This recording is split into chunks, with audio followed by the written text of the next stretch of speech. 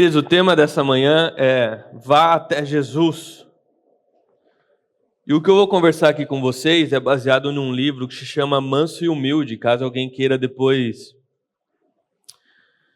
se aprofundar um pouco mais naquilo que nós vamos falar. E eu quero começar com uma pergunta. Se eu perguntasse para você, e eu de fato estou perguntando, eu quero que você responda, obviamente, no teu pensamento, né, e não em voz alta. O que faria, né, ou o que faz, o que traz alegria e glória para Jesus? O que é que consegue mover o coração de Deus?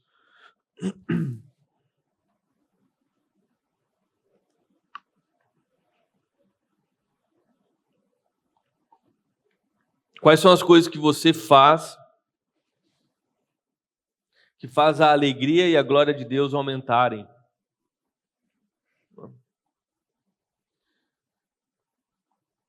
Eu creio que, na verdade, veio muitas coisas na tua mente, não é? Porque não existe apenas uma coisa. Existem diversas situações e atitudes que fazem com que Deus se alegre e que o coração dele se mova, não é? Mas, dentre dessas coisas, eu poderia citar que algo que alegra Jesus é quando nós abandonamos tudo que nós temos para segui-lo, como a Bíblia nos ensina em Marcos 10. Ou então que Jesus se alegra e é glorificado quando nós somos fiéis no pouco e assim Ele pode nos colocar no muito. Nós podemos falar que Deus ele se alegra quando as verdades da Bíblia são reveladas para nós, então nós conseguimos entender e viver coisas que antes nós não conseguíamos. Enfim, nós poderíamos aqui citar diversas coisas que vêm à mente, que nós vemos na Bíblia, que alegra o coração de Deus e que leva mais glória a Ele, né? Como, por exemplo, o perdão, o ato de nós perdoarmos, não é? Viver em comunhão, que é estar junto com o povo na igreja, dentro e fora, não é? Mas o ponto que eu quero falar esta manhã é que existe uma verdade bíblica igualmente importante, como todas essas que eu acabei de citar, mas que é facilmente ignorada quando nós pensamos a respeito de Cristo.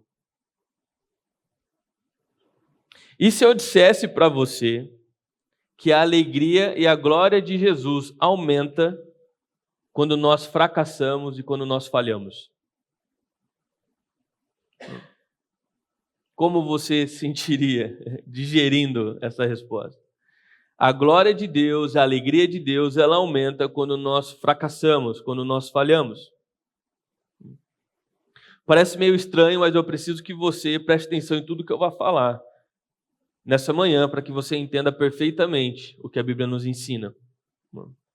Quando nós falhamos, quando nós fracassamos, quando nós não temos êxito em algo que nós queremos ter, surge uma oportunidade nessa situação, que obviamente só vai surgir nessa situação.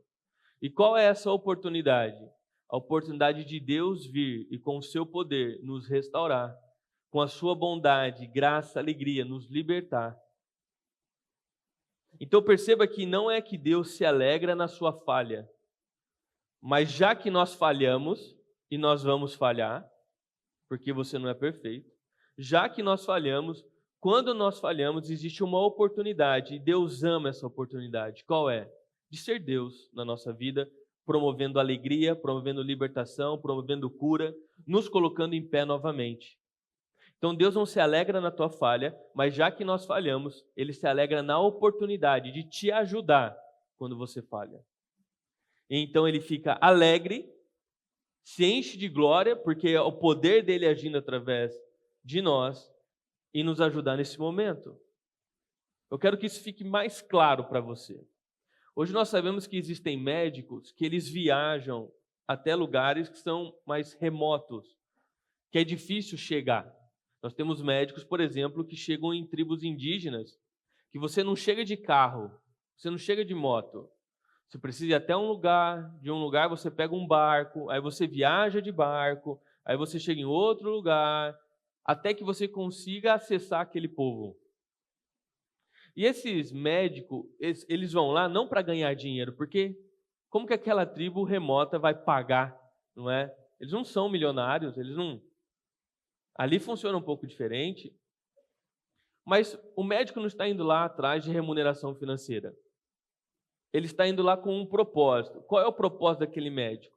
Levar cura, levar um tratamento para eles. Porque ali não chega ambulância. Como é que chega alguns remédios? Olha a dificuldade de logística.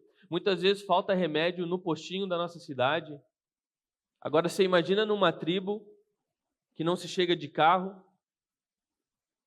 precisa ali da presença de um médico para ajudar. Agora imagine a situação comigo. Vamos imaginar que uma tribo, um povo, ele está sofrendo com um vírus. E um vírus está matando muitas pessoas lá. E já existe a cura para esse vírus, só que eles não têm essa cura lá. Esse médico se organiza, fecha a clínica dele, fecha toda a agenda dele, pega o dinheiro dele e ele banca a viagem dele até lá, levando tudo que precisa, os remédios, os insumos, os aparelhos, tudo que precisa, para que ele chegue lá naquela tribo, e então possa levar a cura para aquelas pessoas, para que elas parem de morrer de um vírus simples, que já existe para nós uma cura há muito tempo. Esse médico chega nessa tribo. E ele chega todo alegre. Por quê? Porque ele está levando a cura. As pessoas estão morrendo. Só que, para surpresa dele, eles não querem aceitar a cura. Eles continuam querendo tentar a medicina que eles conhecem. E eles ignoram totalmente esse médico lá e não querem experimentar o tratamento que ele levou. Como você acha que aquele médico vai se sentir? Frustrado, não é? Ele foi lá só para levar a cura, ele pagou do bolso dele, ele se organizou para isso, deixou família, deixou todos os afazeres dele, viajou. E quando ele chega lá, essas pessoas ignoram, elas não querem tomar o remédio que precisa tomar, elas não querem entrar no tratamento, elas querem seguir o que elas acreditam que é melhor. O sentimento dele é pura frustração, tristeza. Só que ele persevera e ele fica lá.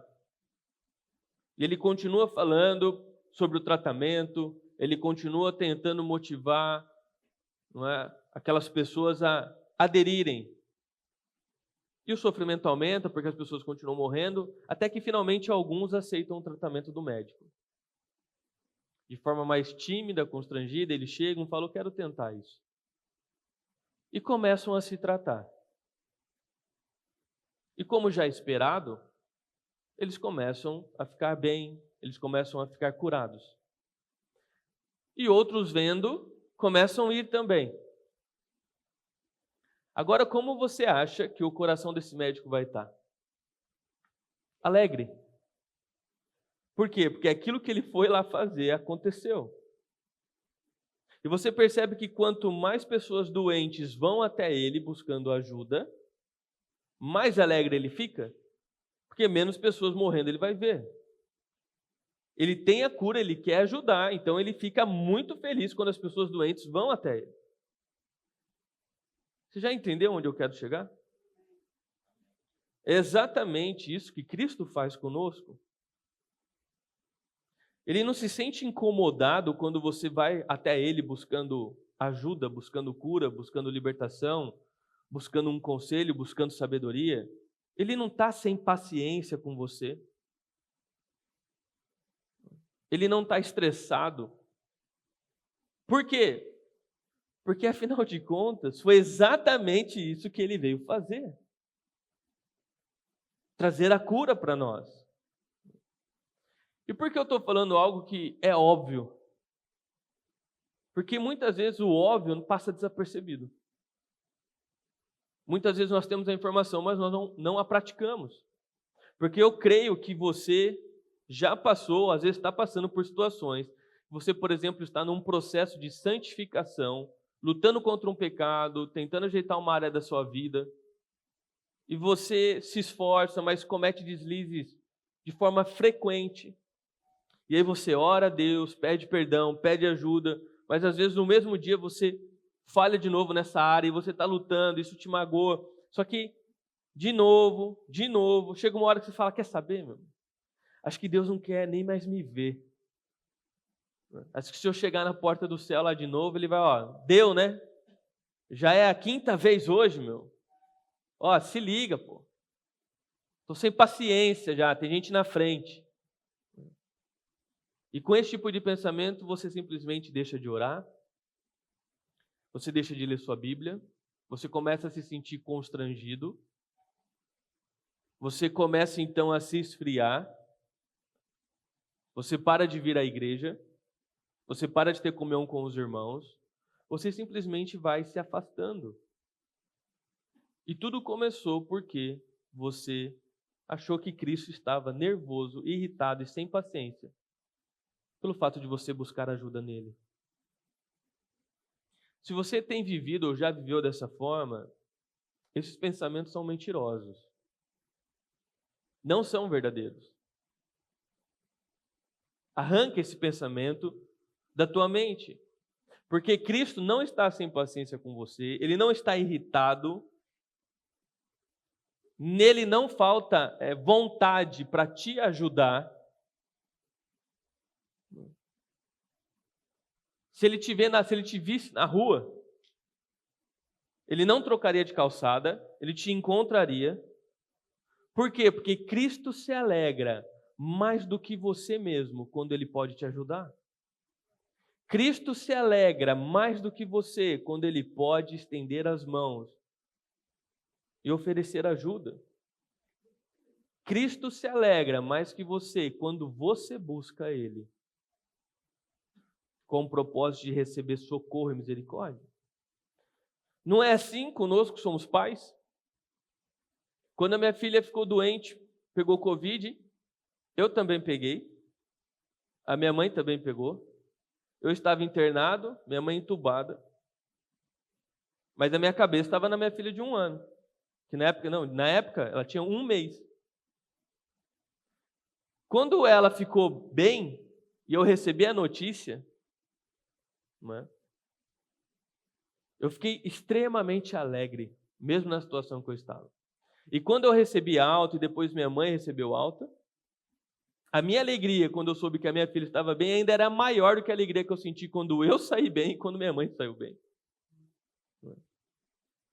Ou seja, nós ficamos mais alegres do que os nossos próprios filhos com as conquistas, com as vitórias, com a cura deles. Por que você acha que com Cristo seria diferente se nós não somos os filhos? Então você consegue entender que a alegria dele em te ver buscando ajuda e sendo ajudado, porque ele tem todo o poder para te ajudar. A alegria dele é maior nele do que em você. Você consegue entender isso? Então, a glória, a felicidade de Cristo são ainda maiores quando os pecados dos seus filhos são perdoados, seus corações santificados e seu espírito confortado. Quando isso ocorre, Jesus vê o fruto do seu trabalho na cruz e se consola dessa forma, pois ele é ainda mais glorificado. Sim, ele se agrada muito mais e se alegra mais com isso do que os seus próprios filhos. Então, esse tipo de pensamento que muitas vezes rodeia a nossa mente é mentiroso. Cristo não está sem paciência. Cristo não está irritado. Cristo não acha que é melhor você deixar de procurar Ele. Cristo não colocou teu nome numa lista proibida lá do céu, não. Esse é um pensamento errado, maligno. E com certeza vai te derrubar, porque se você pensa assim, como eu disse, você vai se esfriar, se afastar, parar de orar, parar de ler sua Bíblia, parar de ter comunhão com os irmãos. Se você faz alguma coisa, se envolve com algum trabalho dentro da igreja ou fora da igreja relacionado à espiritualidade, você vai começar, não posso mais, não quero mais. De repente Jesus está longe de você e você nem percebeu. Então, se você se nega a ir até Cristo em busca de ajuda, se você se nega a ir até Cristo em busca de socorro, seja lá quantas vezes você precisa ir por dia ou por minuto, você está privando ele de uma grande alegria. Você está privando ele daquilo que ele veio fazer.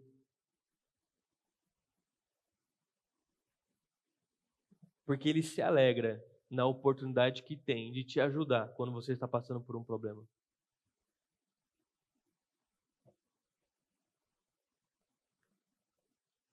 E, meus irmãos, eu creio que ele se alegra muito, porque, novamente, como a Bíblia usa essa ilustração de Deus é o nosso Pai e nós somos seus filhos, eu imagino, de fato, eu comparo a relação de nós com os nossos filhos. Então, quando eu vejo minha filha, por exemplo, fazendo algo que antes ela não fazia, ou seja, uma pequena conquista, igual esses dias ela conseguiu falar todas as vogais. Poxa, é uma pequena conquista. E ela fala e boa. Só que os pais vibram lá, parabéns, oi, bate palma. Ela não consegue nem entender o porquê que nós estamos tão felizes assim. Mas por quê que nós estamos muito felizes? Porque nós conseguimos ver o que ela não vê. Nós olhamos para ela e vemos uma peça bruta. Já viu aqueles vídeos que o cara chega com um tronco? Você fala, o que vai acontecer aí? De repente, dali sai uma escultura maravilhosa. Você olhava para aquilo, você não via nada. Mas ele, o artista, ele via todo o potencial e onde poderia chegar. Então, quando você olha para teu filho, para tua filha, teu neto, neta, quando eu olho para minha filha e eu vejo as pequenas conquistas, é como se fosse uma pequena, vamos dizer, talhada na madeira bruta. E eu consigo enxergar onde ela pode chegar. E que ela iniciou um caminho. E todo o potencial que ela tem para se desenvolver nisso.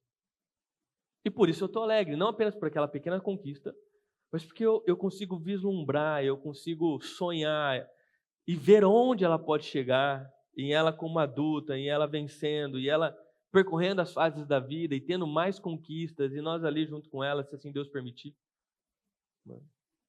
Então, quando a Bíblia fala, né, e fica muito claro que Deus se alegra, e se alegra mais do que nós, é porque eu creio que Ele consegue ver você no teu potencial máximo. Ele consegue enxergar tudo aquilo que você foi criado para fazer. Ele consegue ver os seus dons e talentos, tudo aquilo que Ele te entregou, sendo de fato explorado como deveria ser. E quando Ele vê você nessas pequenas situações, vencendo essas situações e caminhando numa jornada, mesmo que seja um pequeno passo, Ele se alegra muito, porque Ele já está vendo lá na frente. Algo que nós nem sonhamos, algo que nós nem imaginamos, que nós poderemos chegar lá. Você poderia conquistar aquilo. Você nem sonha. Mas Cristo sonhou para você e Ele consegue ver você nessa jornada. E esse pequeno passo para você é quase insignificante, como falar as vogais, Deus consegue ver que é o primeiro passo de uma grande caminhada, de uma maravilhosa caminhada, de uma maravilhosa jornada que você está, de passinho em passinho, mesmo que pequeno, indo.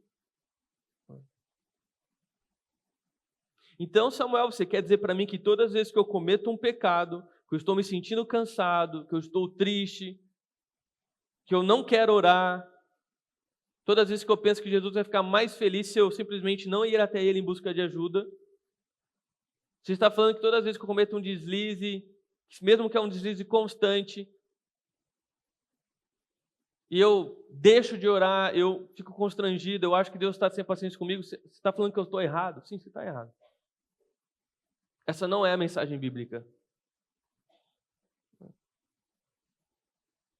Pelo contrário, Cristo quer que você vá até Ele, do jeito que você está. Vai com Ele, vai até Ele de qualquer jeito, meu irmão. Vai arrastando, vai ajoelhado, vai girando, vai correndo, vai em pé, do jeito que você está. Mas vá até Ele. Vá até Ele. E o simples fato de você conseguir reconhecer o pecado na tua vida, isso te incomodar ao ponto de você querer buscar ajuda a Deus, significa que o Espírito Santo já está atuando na tua vida. Porque qual é a diferença de um cristão e de um não cristão? Uma das diferenças é que o cristão consegue reconhecer que ele tem pecado. É que ele faz determinadas coisas e isso dói nele. Ele fala, eu estou pecando contra Deus. E outras pessoas de lá que estão lá fora elas fazem as mesmas coisas e botam a cabeça no travesseiro e dormem tranquila. Ela não consegue reconhecer que aquilo é um erro, um atentado contra o próprio Deus. Mas nós conseguimos. E é algo que você não força, simplesmente acontece. De repente, coisas que você fazia agora te incomoda. De repente, atitudes e hábitos que você tinha, agora você se sente mal participando daquilo ou fazendo aquilo e você simplesmente não quer mais fazer. Independente se você sente prazer, se você gosta ou não, mas você simplesmente não quer.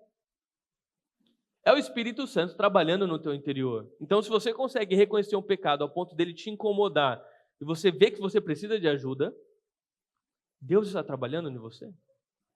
Isso é uma prova de amor, meus irmãos. Uma das grandes provas de amor é você ter alguém que aponta o dedo e fala, olha, você precisa melhorar aqui. Você precisa parar de fazer isso. Esse tipo de atitude, esse tipo de hábito não vai levar você a um bom lugar. Porque a pessoa que não é amada, abandonada, simplesmente não tem ninguém liga se ela vai dar certo, se ela vai dar errado, se o que ela está fazendo vai ser bom, vai ser ruim, ninguém está nem aí. Simplesmente largada. A pessoa abandonada, ela desejaria ter alguém que a ama tanto, ao ponto de se preocupar com ela e chegar e falar, pelo amor de Deus, para. Isso vai te levar à morte. Pode fazer a birra que você quiser, mas eu estou te falando a verdade. Para. Muda seu caminho, para com esse hábito, se transforma. É prova de amor. Quem não é amado não tem alguém que chama atenção. É abandonado. Então veja, até nos chamar a nossa atenção, até nos corrigir, é prova de amor da parte de Deus para nós. Esse incômodo que você sente ao pecar é o Espírito Santo falando, eu te amo tanto que eu não posso deixar você por esse caminho. Eu quero salvar a tua alma, eu quero te transformar, eu quero te libertar, eu quero que você viva tudo aquilo que você nasceu para viver. Eu quero que você explore todo o potencial, os dons e talentos que eu entreguei para você. Mas por esse caminho é só dor e sofrimento. E o final será a morte eterna. Por isso eu estou te incomodando. Porque eu te amo tanto. E aí você começa a ver até os incômodos, a chamada de atenção, a Bíblia te corrigindo, como um amor que escorre sobre você. Como um cuidado de Deus com a sua vida. Você é um amado e não um abandonado. Então Deus chama tanto ao ponto que não importa se você caiu hoje e cai amanhã e depois amanhã no mesmo pecado, mas se você está lutando, Deus chama tanto ao ponto de te incomodar e te levar até Ele em busca de ajuda. Agora sim, essa mensagem é uma mensagem que conforta o coração, né? Você fala, nossa, glória a Deus, eu posso pedir ajuda para Deus, eu estava já longe, eu já não queria mais orar, achei que Cristo estava sem paciência comigo. Bonito, não é? Agora tem uma pergunta crucial. Isso está na Bíblia? Não é? Isso está na Bíblia?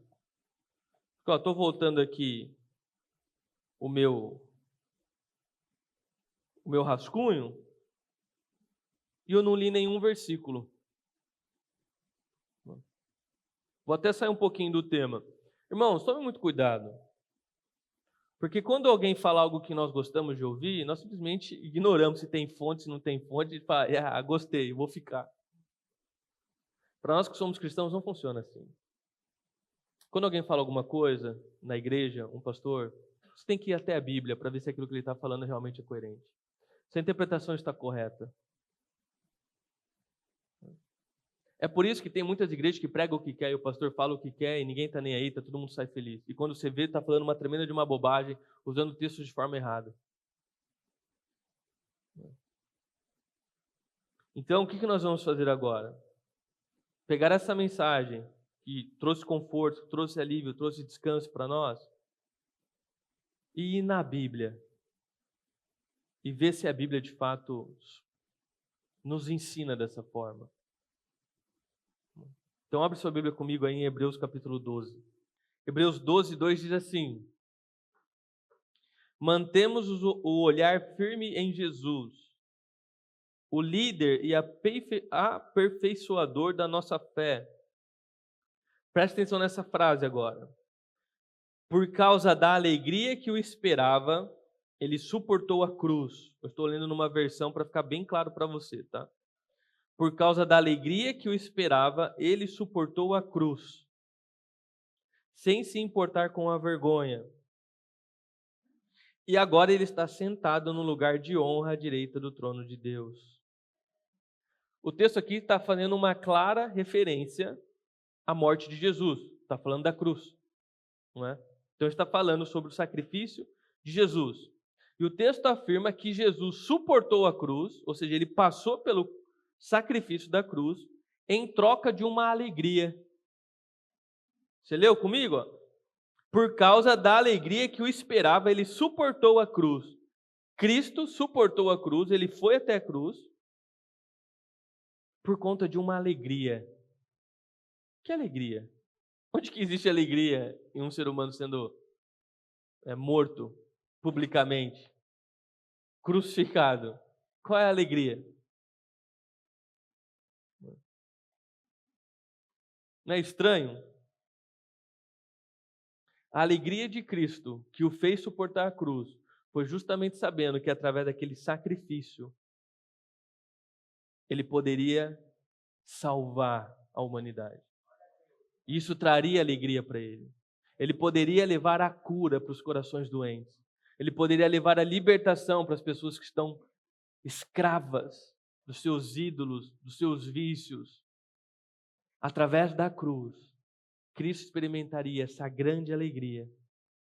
Então, o que fez Cristo suportar a cruz, se tornando homem como nós, sofrendo o que nós sofremos, sendo tentado, foi justamente a alegria e expectativa de ver você, de nos ver sendo salvos, perdoados, libertos do poder do pecado. Porque isso nós conquistamos através da cruz. Então, se este é o motivo pelo qual Cristo suportou a cruz, quando eu e você vamos até Ele em busca de perdão, libertação, ajuda, nós estamos acessando um desejo profundo do coração dele. Porque ele suportou a cruz por causa dessa alegria. Você já havia pensado dessa forma?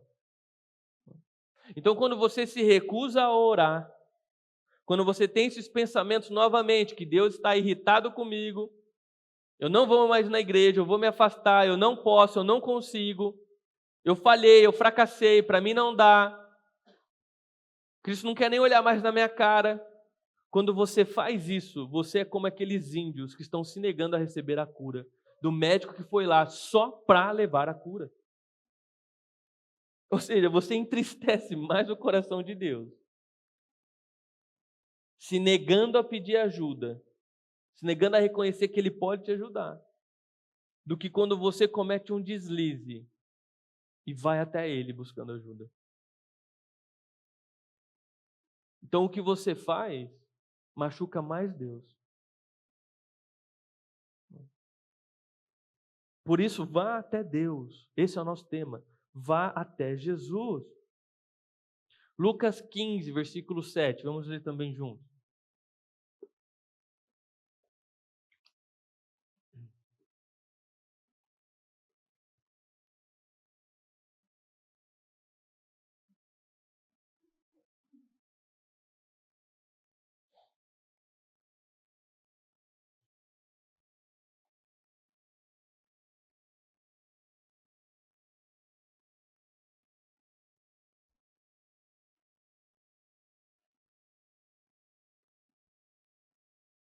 Lucas 15, 7. Digo a vocês que, assim, haverá mais alegria no céu por um pecador que se arrepende, do que por 99 justos que não precisam se arrepender.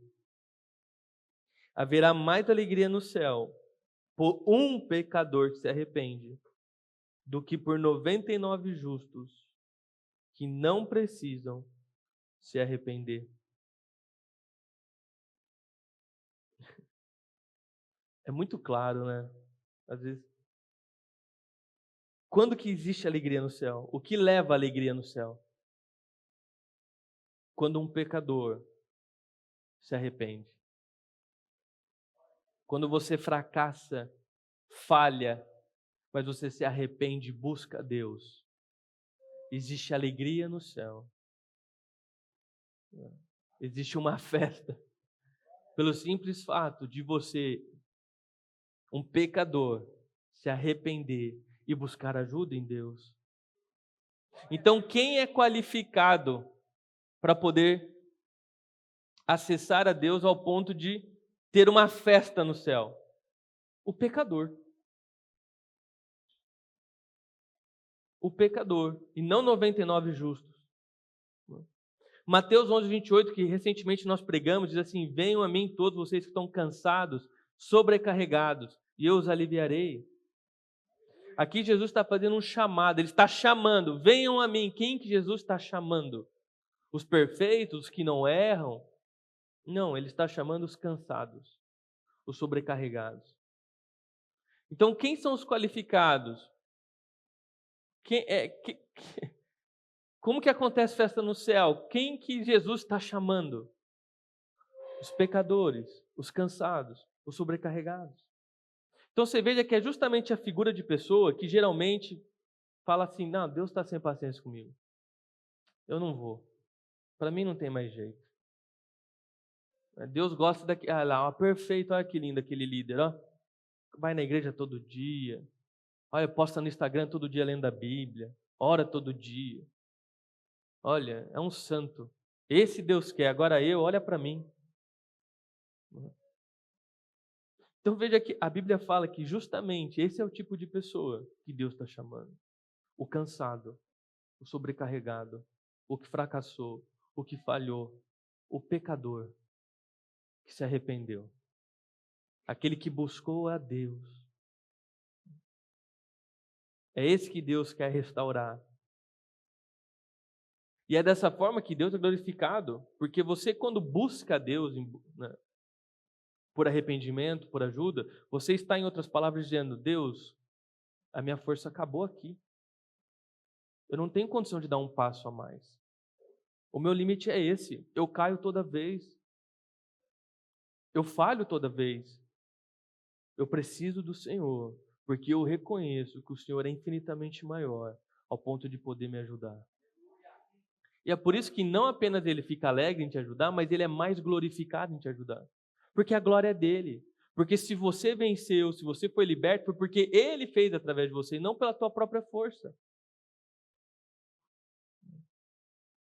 E nós simplesmente, sempre tentamos o contrário, né? Fazendo a nossa força.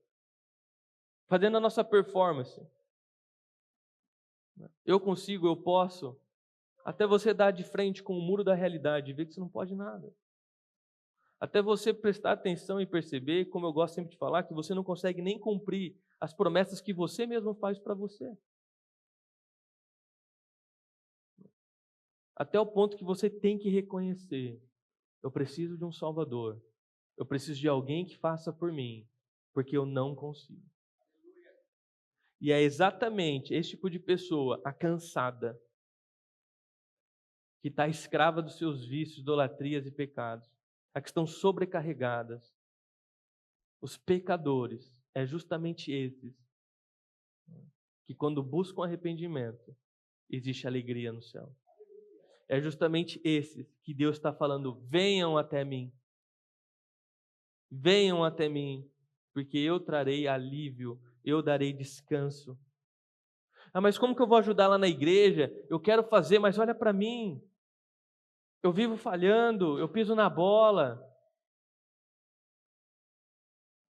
Irmão, se você reconhece que você vive falhando, mas você está lutando contra o pecado, você está num processo, você está com Cristo, você está buscando ajuda, bom, seja bem-vindo a um clube.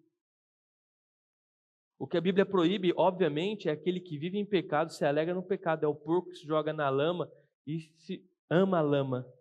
Nós não somos assim. Nós somos o porco que estava limpo.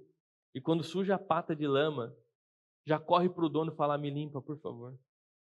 Eu não quero viver assim. Eu preciso de ajuda. Então, como que eu vou ajudar na igreja? Quem sou eu? Como que eu vou pregar sobre Cristo? Como que eu vou poder participar de certo ministério? Como que eu vou poder participar da recepção da igreja? Como que eu vou poder ajudar o grupo que eu faço parte? Como? Quem sou eu? Jesus está irritado, sem paciência. Eu vivo errando, eu não sou perfeito. Olha quanta gente melhor que eu. Irmão, mentira. Pura mentira. Seta maligna que vai à tua mente. Mentiras de Satanás, que tem um único objetivo: te barrar de buscar a verdadeira ajuda e ser salvo, liberto. Não permita que esse tipo de pensamento inunde a tua mente, porque o fim é trágico. É você se esfriar, se afastar e morrer espiritualmente. E quando eu digo morte espiritual, é morte eterna. É a morte eterna. Irmão, de novo, pensa comigo, se você tem um filho que está com falta de ar, e ele simplesmente olha para você: desistir, pai, não vou mais puxar ar aqui nesse tanque de oxigênio. Você fala: filho, tudo bem, desiste, morre. Então, você olhar para ele e falar: puxa todo o ar que você conseguir, e eu vou atrás de mais tanque para você. Puxa tudo, respira, vai. Então não tem lógica você achar que Deus olha para o seu filho que está morrendo sem oxigênio aqui, atolado no pecado, o nariz já coberto de lama, e achar que Deus está falando: vai, morre logo. Cansei. Irmão, a Bíblia narra Deus como o Pai perfeito, o Pai que tem bons presentes, que tem planos de nos fazer bem, não mal, de nos fazer prosperar. Este Pai é um Pai que faz de tudo pelos seus filhos. A Bíblia, meus irmãos, é uma tremenda história de amor. Conta sobre um pai que tem filhos que se rebelaram contra ele, fugiram, saíram de casa, tiveram que sair. E esse pai tão ansioso por ser glorificado através da transformação e libertação da vida de seus filhos, de ter eles de novo, de viver junto com eles, começou um plano de salvação, para que no final nós possamos estar novamente com o nosso Pai. Então não faz sentido você, em algum momento da tua vida, achar que Deus não quer que você procure Ele, que você foi longe demais. Jesus é o Pai que espera na varanda a volta do filho. Não é essa a parábola do filho pródigo? Esse é o nosso Deus. E quando a Bíblia ela quer dizer o quanto nós somos importantes para Deus, ela usa a imagem de um corpo. Não é? Efésios 5, vamos ler também juntos?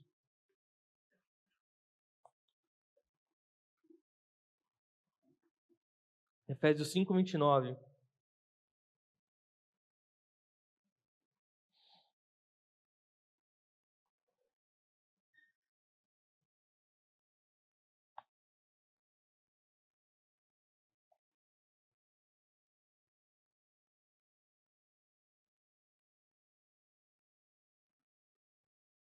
Efésios 5, 29 diz assim: porque ninguém jamais odiou seu próprio corpo.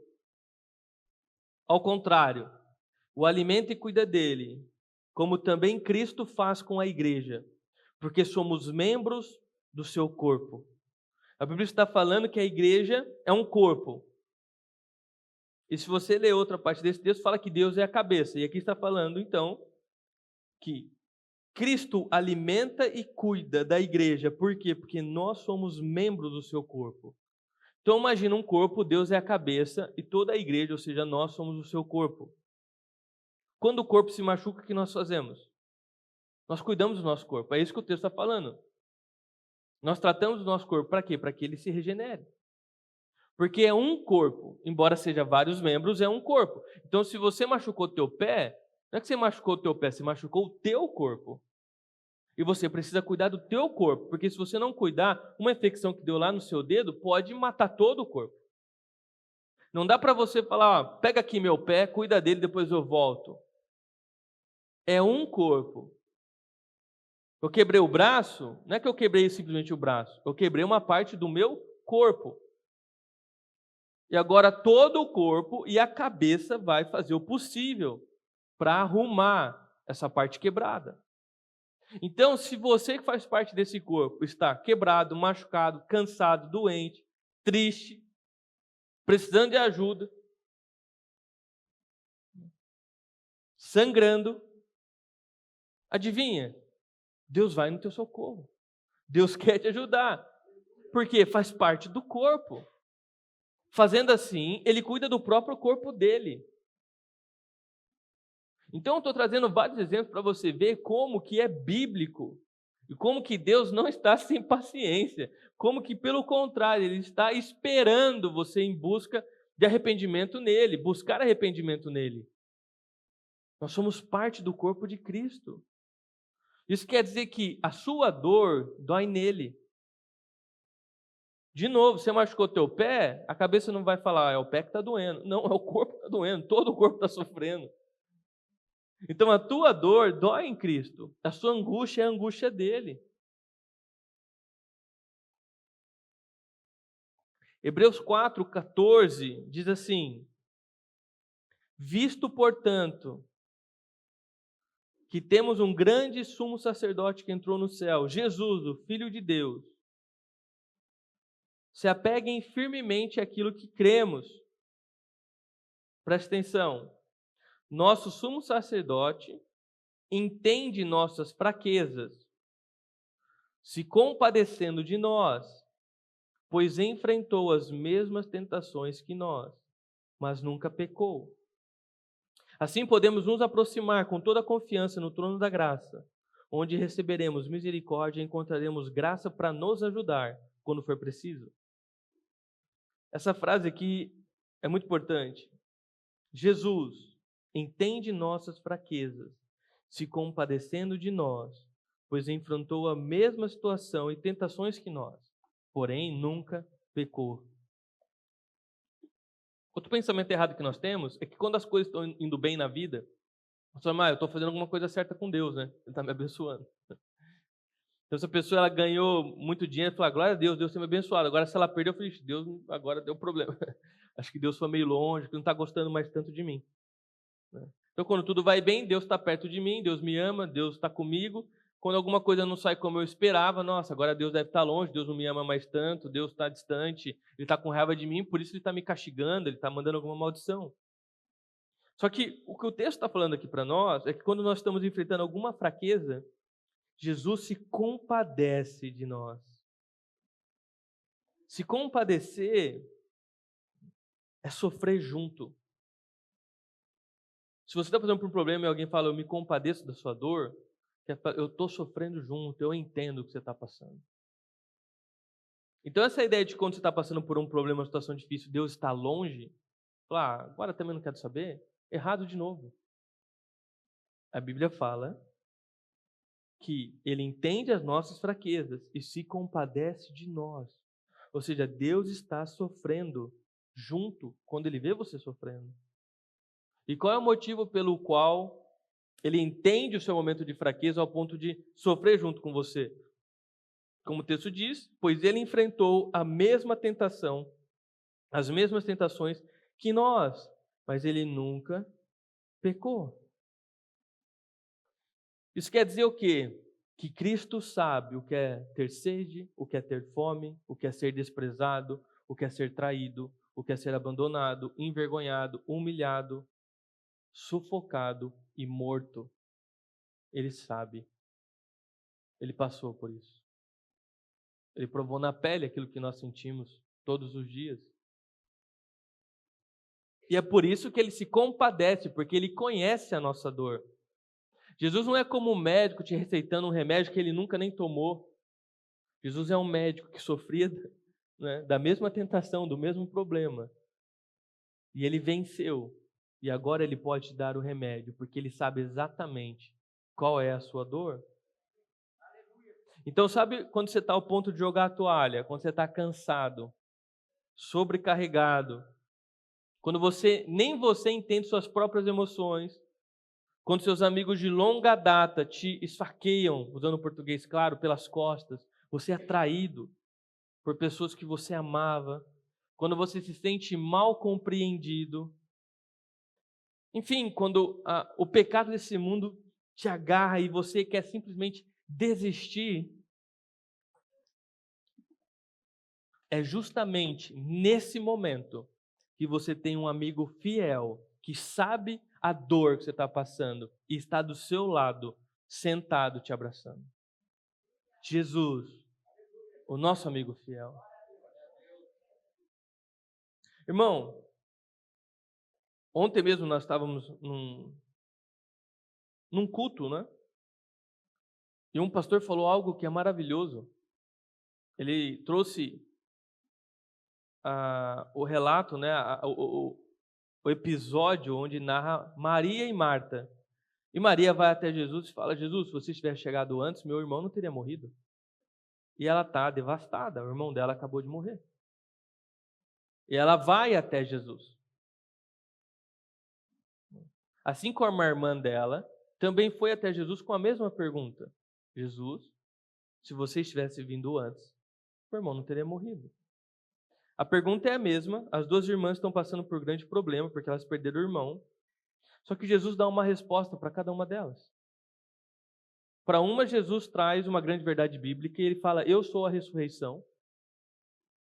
É isso que aquela irmã precisava ouvir.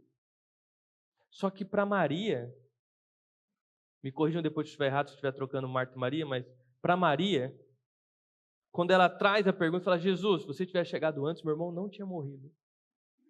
Jesus não trouxe nenhuma grande verdade para ela. O que a Bíblia fala é o famoso versículo: Jesus chorou. Jesus chorou. Porque é isso que ela precisava lá. De alguém que sentasse do lado dela, entendesse a dor dela, não falasse nada, mas se compadecesse com ela. E nós temos um Deus que chora conosco. Um Deus que conhece a nossa dor, que sabe o que nós estamos passando e que no momento da luta Ele traz aquilo que nós precisamos. Ele entende. Isso é maravilhoso. Você tem um Deus que não é distante, um Deus que te conhece e sabe o que você passa, ao ponto de sentar ao seu lado e chorar com você. Você tem um Deus que é um amigo fiel, que nas horas mais difíceis, Ele está do seu lado, porque está doendo nele também. E se você olhar no Novo Testamento, às vezes que Jesus chorou, pois quando Ele olhou para a cidade, para os habitantes daquela cidade, ou quando Ele olhou para Maria, Ele chorou. Deus nunca chorou, Jesus nunca chorou por causa de algo dele. Ele chorava por causa das dores das pessoas. O que doía nelas, doía nele. A angústia delas era a angústia dele. E ele sentia isso tão forte, porque ele estava aqui como humano também, que ele chorava. E você veja, ele sabia que haveria ressurreição. Ele é Deus, mano. Ele sabe que isso aqui é um sopro na história do universo. Isso aqui é um pó solto em toda a jornada da eternidade. Quando ele viu um ser humano sendo morto ali, o irmão delas, ele sabia que haveria ressurreição, que no final tudo acabaria bem. Ele entende o processo, mas mesmo assim ele não descartou a dor. E ele sofreu junto. Porque ele sabe o quanto há dor e sofrimento aqui. Eu quero caminhar agora para a conclusão. Quando o texto aqui fala para nós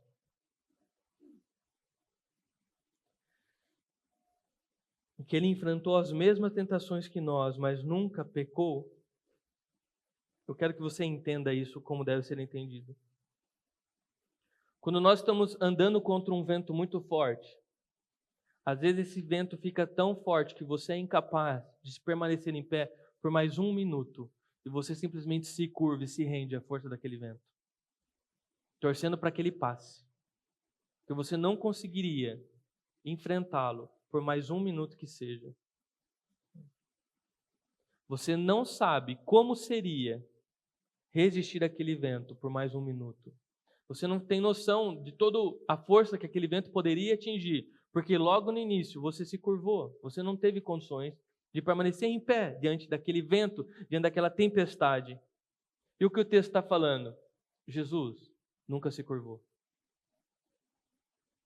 Ou seja, quando a mesma tentação que aparece para nós e nós nos curvamos porque ela é tão forte que nós nos dobramos em um minuto, a Bíblia fala que aguentou ela inteira. Ou seja, ele conhece a força da tentação mais do que você. Porque ele foi até o final, ao ponto de vencê-la. Ele experimentou a força máxima daquele vento e ele venceu. E por que é importante você entender isso? Porque muitas vezes eu passo por isso muitas vezes. Eu estou passando por uma dor, um sentimento que eu falo, não adianta eu querer conversar com alguém. A pessoa não vai entender o que eu estou passando. Existe uma jornada para eu ter chegado até aqui.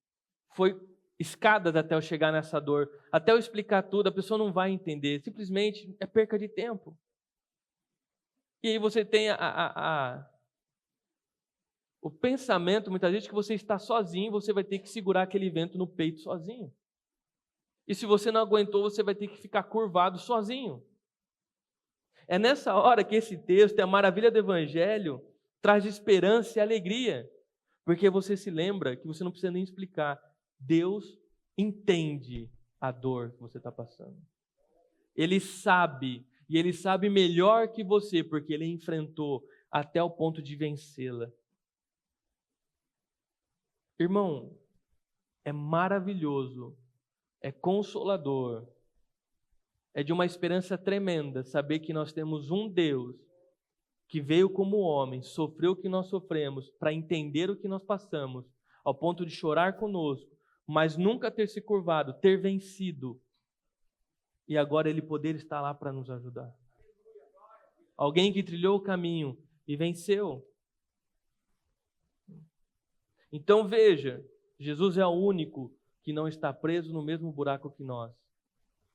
Jesus é o único que não se curvou. Ou seja, obviamente, Ele é o único que está do lado de fora, podendo te estender a mão para te arrancar desse buraco. Não são pessoas, não é o seu dinheiro, não é o seu status, não é o seu carro novo, não é a sua casa, não é nada dessas coisas que te arranca do buraco. Só existe uma pessoa, que é Jesus, o nosso Senhor, porque Ele é o único que venceu. E isso te lembra que você deve parar de colocar expectativas erradas nas coisas criadas. Não coloque expectativa de salvação, identidade, conforto e alegria em nenhuma pessoa, porque ela está no buraco com você. Ela é tão pecadora quanto você. Não coloque expectativa de encontrar alegria, realização, felicidade, identidade, significado em algo que você pôde comprar ou no poder do dinheiro que você tem recebido. Porque é tão corrompido quanto nós. Só existe uma, e é uma pessoa, não é uma coisa. E é uma pessoa diferente, superior a nós, que pode nos libertar, que entende a nossa dor e tem o poder de te tirar desse buraco. É Jesus, nada mais. Quando você entender isso, você vai até Ele, todas as vezes. Você sempre irá até Ele. Você irá parar de buscar significado de identidade em pessoas e coisas, em relacionamentos, em situações. Você finalmente encontrará a liberdade. Porque a liberdade existe somente em Jesus. E por que eu digo isso? Eu nem tinha notado sobre isso. Porque nós vemos cristãos tentando encontrar felicidade e alegria em momentos difíceis, em pessoas, em relacionamentos, em gastar o dinheiro em algo que gostava, em comprar coisas novas.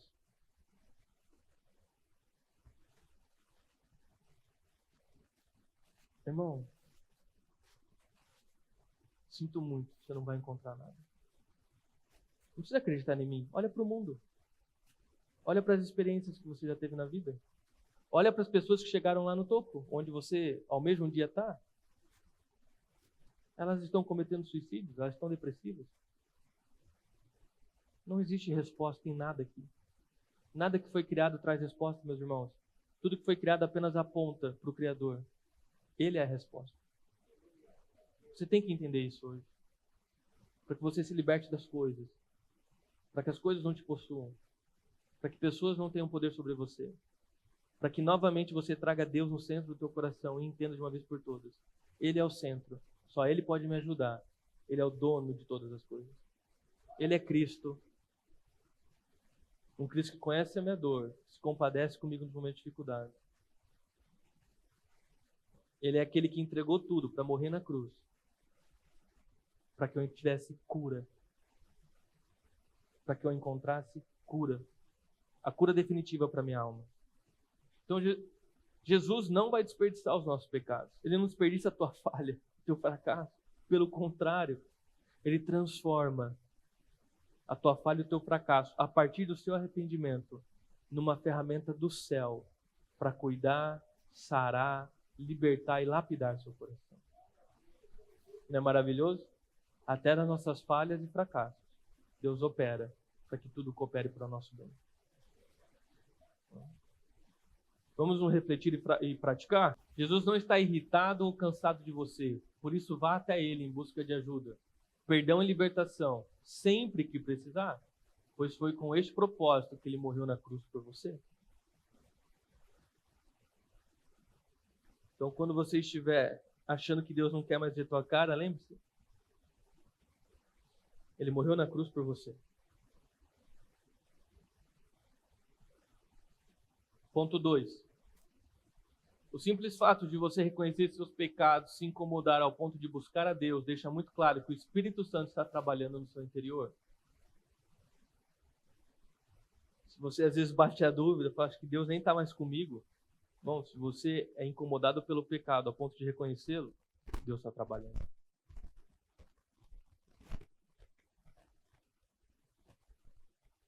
E 3, sempre que você precisar, você tem um amigo fiel, Jesus, sabe como você está se sentindo, pois Ele passou por todas as tentações que nós passamos, mas Ele venceu todas elas. Por isso, Ele é o único que pode te ajudar a vencê-las também. Amém? Irmãos, e sobre tudo isso que nós refletimos e aprendemos na Bíblia, o que nós vamos fazer agora? Nós vamos até Jesus em oração. Agora, quem vai até Jesus com oração? O pastor orando por você? Não, você orando por você. Você buscando o Deus que morreu por você. Então, você agora tem alguns minutos. Você pode orar em pé, sentado, ajoelhado, a maneira que for mais confortável para você. Mas você tem que orar, você entende? Você precisa orar, você precisa expor o que está passando no teu coração. Você tem um Deus que sente o que você está sentindo.